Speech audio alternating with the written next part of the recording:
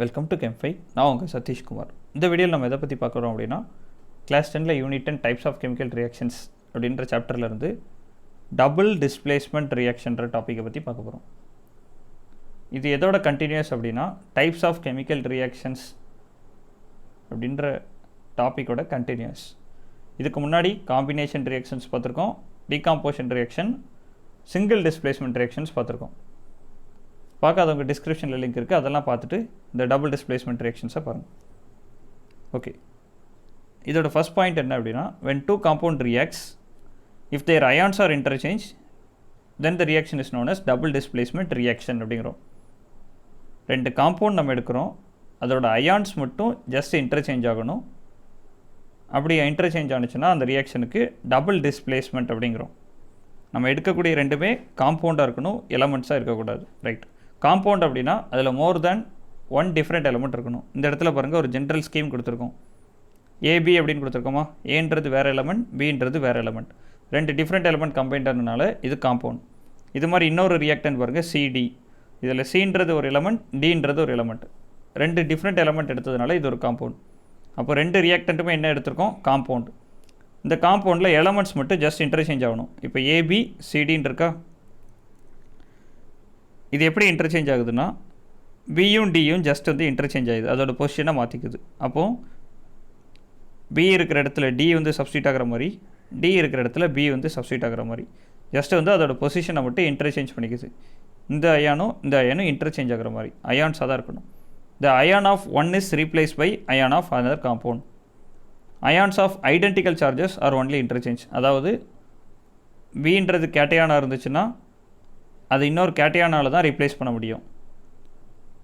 இதே இது பி அப்படின்றது ஆனியானாக இருந்துச்சுன்னா இன்னொரு ஆனியானால் தான் அதை ரீப்ளேஸ் பண்ண முடியும் அப்படிங்கிறோம். இதுக்கு இன்னொரு நேம் வந்து மெட்டாதீசிஸ் ரியாக்ஷன் அப்படின்ற சொல்கிறோம். Right, in a double displacement reaction, either one of the products must be either a precipitate or water. Double displacement ரியாக்ஷனில் இதுக்கெலாம் வந்து ரியாக்ஷன்ஸ்லாம் இருக்குது. ரியாக்ஷன்ஸ் கொடுக்கும்போது இன்னும் டீட்டெயிலாக புரியும். In a double displacement reactions, either one of the product must be either a precipitate or water அப்படிங்கிறோம். Product வந்து ப்ரிசிபிடேட்டாக இருக்கணும் அல்லது வாட்டராக இருக்கணும். இப்போ ப்ராடக்ட் ப்ரிசிபிடேட்டாக இருந்துச்சுன்னா அதை என்ன ரியாக்ஷன் சொல்கிறோம் அப்படின்னா, ப்ரிசிபிடேஷன் ரியாக்ஷன் அப்படிங்கிறோம். ப்ராடக்ட் வந்து வாட்டராக இருந்துச்சுன்னா அது நியூட்ரலைசேஷன் ரியாக்ஷன். இதை பற்றி தான் தனித்தனியாக கொடுக்குறாங்க. எப்போ ப்ரிசிபிடேஷன் ரியாக்ஷன் நடக்கும் அப்படின்னா, ரெண்டு ஆக்வோ சொல்யூஷன்ஸை வந்து மிக்ஸ் பண்ணும்போது, when aqueous solution of two compounds are mixed, தனித்தனியாக aqueous solutions வந்து எடுத்துக்கிடணும், அதை ரெண்டையும் மிக்ஸ் பண்ணிடணும். இந்த மாதிரி மிக்ஸ் பண்ணும்போது நமக்கு என்ன ப்ராடக்ட் கிடைக்கும் அப்படின்னா, ஒரு insoluble compound plus soluble compound. இந்த இன்சொல்யூபிள் காம்பவுண்டு தான் என்ன சொல்கிறோம் அப்படின்னா ப்ரிசிபிடேட் அப்படின்ற சொல்கிறோம். இந்த இன்சொல்யூபிள் காம்பவுண்டு தான் ப்ரிசிபிடேட். அப்போ ஒரு ப்ரிசிபிடேட் ஃபார்ம் ஆகுது இந்த ரியாக்ஷனில். ரெண்டு aqueous சொல்யூஷன்ஸ் வந்து ஜஸ்ட்டு மிக்ஸ் பண்ணுறோம், மிக்ஸ் பண்ண உடனே ஒரு இன்சொல்யூபிள் காம்பவுண்ட் ப்ரிசிபிடேட் ஃபார்ம் ஆகுது. ஸோ அதுக்கு நேம் வந்து ப்ரிசிபிடேஷன் ரியாக்ஷன் அப்படின்னு சொல்லி கொடுத்துருப்பாங்க. இதுக்கு எக்ஸாம்பிள் பார்த்தோன்னா, லெட் நைட்ரேட் PbNO3 ட்வைஸ் அப்படின்னா லெட் நைட்ரேட்.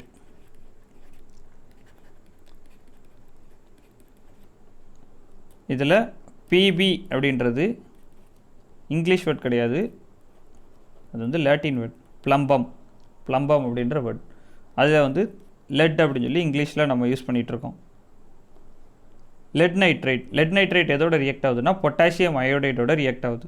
லெட் நைட்ரேட் எதோட ரியாக்ட் ஆகுதுன்னா, பொட்டாசியம் அயோடைடோட ரியாக்ட் ஆகுது. இந்த மாதிரி ரியாக்ஷன் நடக்கும்போது இது ஒரு காம்பவுண்ட், இது ஒரு காம்பவுண்ட்ஸ் அப்படின்னு சொல்லி பார்க்குறோம். ஜஸ்ட்டு அயான்ஸ் மட்டும் இன்டர்சேஞ்ச் ஆகணும்.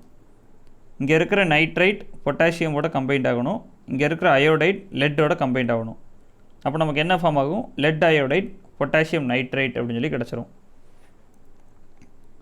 லெட்டோட வேலன்சி 2, ஸோ அயோடினுக்கு பக்கத்தில் 2 அப்படின்னு சொல்லி கொடுத்துருப்பாங்க. ரைட்,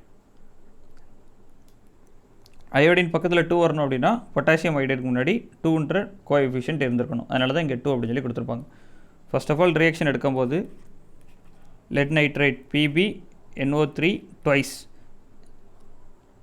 ப்ளஸ் பொட்டாசியம் அயோடைட் அப்படின்னு சொல்லி எழுதிடுறோம். கிவ்ஸ் லெட் அயோடைட், அயான்ஸ் வந்து இன்டர்சேஞ்ச் ஆகணும்.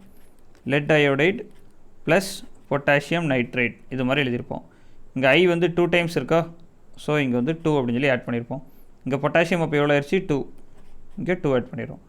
அப்போ எல்லாமே கரெக்டாக இருக்குன்னு பாருங்கள். இங்கே ஒரு லெட் இருக்குது, இங்கேயும் ஒரு லெட். NO3 2 டைம்ஸ் இருக்குது, NO3 2 டைம்ஸ் இருக்குது. பொட்டாசியம் 2 பொட்டாசியம், இங்கே 2 பொட்டாசியம், அயோடின் 2 அயோடின், இங்கேயும் 2 அயோடின் அட்டம்ஸ். அப்போ எல்லாமே வந்து கரெக்டாக இருக்குது. இதான் வந்து ஒரு பேலன்ஸ் ஈக்குவேஷன். இதில் என்ன வந்து ப்ரிசிபிடேட் ஆகிருக்கு அப்படின்னா லெட் அயோடைடு வந்து ப்ரிசிபிடேட், இது ஆக்வஸ் கிடையாது, சாலிட். கீழே வந்து இந்த இப்போ டெஸ்ட் டியூப்பில் வந்து கீழே செட்டில் ஆயிருச்சா ஒரு எல்லோ கலரில் தெரியுதா, இந்த எல்லோ கலர் தான் ப்ரிசிபிடேட் அப்படியும். ப்ரிசிபிடேட் அப்படின்னா டெஸ்ட் டியூபுக்கு கீழே அப்படி டெபாசிட் ஆயிரும். இதை வந்து இன்சொல்யூபிள் காம்பவுண்ட் அப்படிங்கிறோம். அதனால் சாலிட். சொல்யூபிள் காம்பவுண்ட் வந்து ஆக்வஸ் ஸ்டேட்டில் இருக்கும்.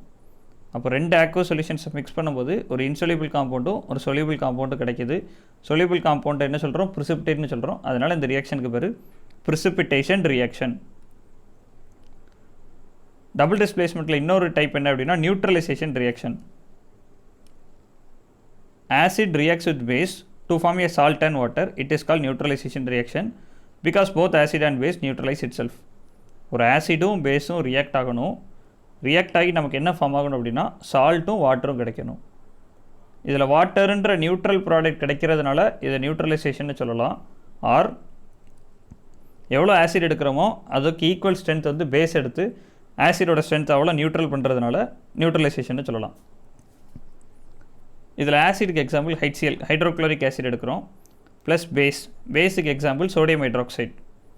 இது ரியாக்ஷன் எப்படி நடக்கு அப்படின்னா இங்கேருந்து ஹைச்சும் இங்கேருந்து OHும் கம்பைண்ட் ஆனால் வாட்டர், HOH. இங்கே 2 ஹைட்ரஜன் இருக்கா, ஒரு ஆக்சிஜன், அதை வந்து வாட்டர் அப்படின்னு சொல்லி தனியாக போயிடுச்சு, H2Oன்னு சொல்லி கிடச்சிருச்சு. அப்போ மிச்சம் என்னெல்லாம் இருக்குது, இங்கே Na இருக்குது, இங்கே Cl இருக்குது. இது சோடியம், இது குளோரின், ரெண்டும் சேர்ந்துச்சுன்னா சோடியம் குளோரைடு NaClன்னு கிடச்சிரும். இது ஒரு எக்ஸாம்பிள். இன்னொரு எக்ஸாம்பிள் பார்க்கணும் அப்படின்னா HNO3 நைட்ரிக் ஆசிட், இதுக்கு பேர். இதில் இருக்கிற ஹைட்ரஜனும் அமோனியம் ஹைட்ராக்சைடு, இதுக்கு பேர் அமோனியம் ஹைட்ராக்சைடு. இதில் இருக்கிற OH, ஹைச்சும் OHும் சேர்ந்து வாட்டராக வெளியே போயிடுச்சு.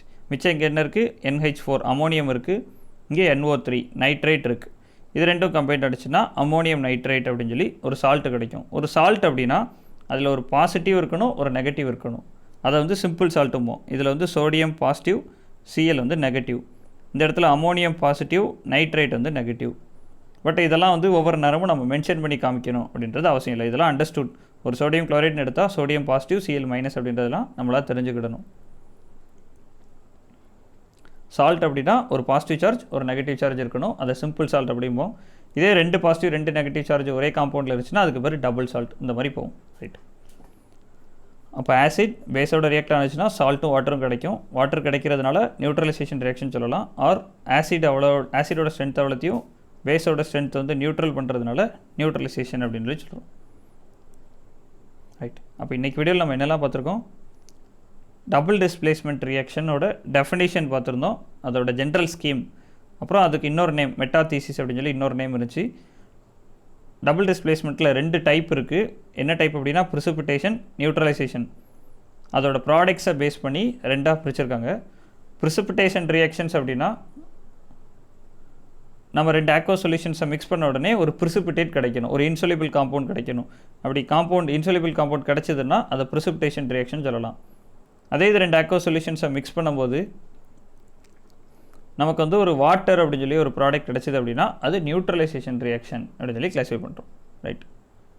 இவ்வளோதான் வந்து டபுள் டிஸ்பிளேஸ்மெண்ட் ரியாக்ஷன். நெக்ஸ்ட்டு நம்ம என்ன பார்க்கணும் அப்படின்னா கம்பஷன் ரியாக்ஷன் அப்படின்னா என்னென்னு பார்க்கணும். இந்த கம்பஷன் ரியாக்ஷன்ஸ் பார்த்துட்டோம் அப்படின்னா டைப்ஸ் ஆஃப் ரியாக்ஷன்ஸ் மொத்தம் 5 டைப் இருக்குது. 5 டைப்பும் ஓவர் ஆயிரும். அடுத்தடுத்த கான்செப்ட்ஸை பார்க்க ஆரம்பிக்கலாம். ஓகே. இந்த வீடியோவில் ஏதாவது டவுட்ஸ் இருந்துச்சு அப்படின்னா கமெண்ட் செக்ஷனில் கமெண்ட் பண்ணுங்கள். நம்ம சேனலை சப்ஸ்கிரைப் பண்ணாதவங்க சப்ஸ்கிரைப் பண்ணுங்கள். இந்த வீடியோ ஃப்ரெண்ட்ஸ் அண்ட் ரிலேட்டிவ்க்கு ஷேர் பண்ணுங்கள். தேங்க்யூ.